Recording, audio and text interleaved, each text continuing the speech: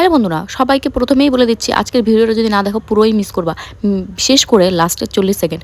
তো আজকে আমি সারাদিন বাড়িতে কী ধানের কাজ করার পরে কী করলাম, তারপরে মার্কেটে যাওয়ার পরে কী করলাম সেটাই তোমাদের সঙ্গে ছোট্ট করে শেয়ার করলাম। হায়েস্ট 3 মিনিটের ভিডিও। তো সকালবেলা উঠেই মা স্নান করে পুজো দিচ্ছিল, সেই কারণে আমি ভাত রান্না করতে বসেছিলাম। আর আমরা বাইরে রান্না করি, আর যে কৌটোটা দেখালাম ওটা হচ্ছে তোমার ডাল সিদ্ধ করার কৌটা। আর আমি যেটা খাচ্ছি সেটা হচ্ছে তোমার কি বলে, ওই হচ্ছে অনেক কিছু দিয়ে বানানো একটা বড়ি আমি নিজের হাতে বানিয়েছিলাম। আর আমার সকালের রুটিন যেহেতু সেটা হচ্ছে আমার হচ্ছে তোমার সকালবেলা জল খাওয়া, গরম জল করে উষ্ণ গরম জল খাওয়া। আর এটা আমার না, প্রত্যেকটা মানুষেরই খাওয়া খুব ভালো শরীরের পক্ষে। আর আমার পেছনে যেগুলো দেখছো আমরা ওগুলো দিয়ে জানি। আমাদের এখানে জারের প্রচুর কষ্ট।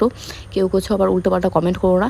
আর কালকে রাত্রে ঘুম হয়নি, দেখো আমার চোখ মুখের কেমন অবস্থা, কেমন মনে হচ্ছে ফুলে গেছে, কেমন লাগছে দেখতে, তাই না? তো যাই হোক, আমি এখন আমার ছোট্ট কলসিতে মানে হাঁড়িটাতে আর কি ডাল ভরে নিচ্ছি। ডাল ভাত একসঙ্গে হবে। তো চলো, ডাল ভাত একসঙ্গে বলার কারণটা এটাই যে ভাতের হাঁড়ির মধ্যে আমরা এই কৌটোটাকে দিয়ে দিই।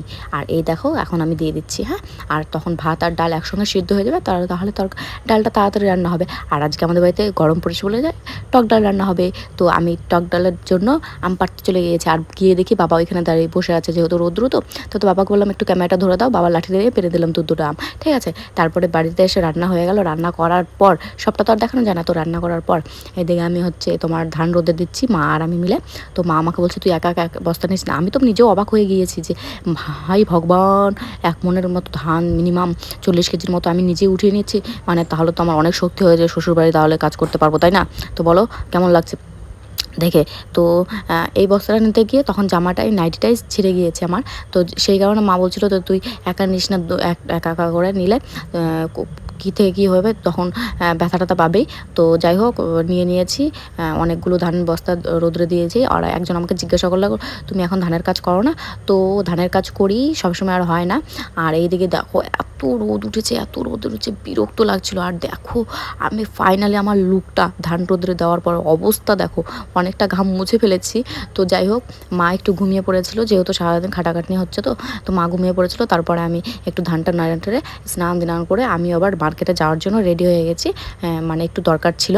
তো দরকারটা হচ্ছে এটাই যে আমার এটিএমে পিন জেনারেট করতে বাকি ছিল। তো সেটাই করতে গিয়েছিলাম, করা হয়ে গেছে। তারপর যেহেতু এত দিন থেকে মার্কেটে যাই না, মিনিমাম পাকুয়াতে যাই না, তো গিয়ে অনেক দিন থেকে সিঙ্গারা মহলে যায় না। যখন আমি কোচিং নিয়েছিলাম তখন গিয়েছিলাম, তখন মাঝে মধ্যে একটু খাওয়া হতো। তো সিঙ্গারা মহলে ঢোকা হয় না। তো আজকে অনেক দিন পরে সিঙ্গারা মহলে ঢুকে তো এগুলো সিঙ্গারা, ঘুগনি, স্প্রাইট নিয়ে খেতে বসে পড়েছি। তো দেখো, তারপরে খাওয়া দাওয়ার পরে আমি একটু মলে আসলাম। আর আমি তো সবাইকে বলেইছিলাম যে আমি একটু মলে গিয়ে শয়তানি করব। তো একা এসেছি, একটু তো সময়টা নষ্ট করতেই হবে। তো বাড়িতে যেহেতু মা বলেছে যে আমি ধান জড়ো করে রাখবো, সেই কারণে একটু শয়তানি করছি মলে এসে।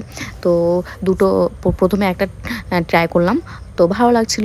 তো তারপর আবার এই দুটো নিয়ে এসে আর কি একটা গোল হাতে ধরিয়ে দিয়েছে, বলছে নাকি এটা করতে হবে, সেই করতে হবে। আর পরে দেখি ঢোলঢুলিয়া, তো আমার কাজ হয়ে গেছে। তো আমি এখন শপিং মল থেকে বেরিয়ে পড়েছি, এখন বাড়ি যাচ্ছি। আর আমার হেঁটে যাওয়ার কারণ এটাই যে আমি মায়ের জন্য দই নিয়ে আসছিলাম, যেহেতু আমি একা খেয়েছি, ওদেরও তো খাওয়াতে হবে। আর এই দেখো আমি নতুন জামা কিনেছি। আমি বলছি যে আমার মাকে জানানো যাবে না, যেহেতু মা জানলে আমাকে দেবে, বলবে এত জামা আছে ঘরে পরে, তবুও সেগুলো তুই পরিস না। আর নতুন আবার জামা কিনেছি, ঘরের জামাগুলো তো পচে নষ্ট হবে। তো যাই একটু খুশিতে নিচে নিলাম, দরজা বন্ধ করে। তো টপটা তোমাদের কাছে কেমন লেগেছে অবশ্যই জানিও। তো তোমরা ভিডিওটা লাস্ট অব্দি দেখতে থাকো। আমি একটু নাচ করে নিই। ও ঢিঙ্কা চিকা টিক টিক,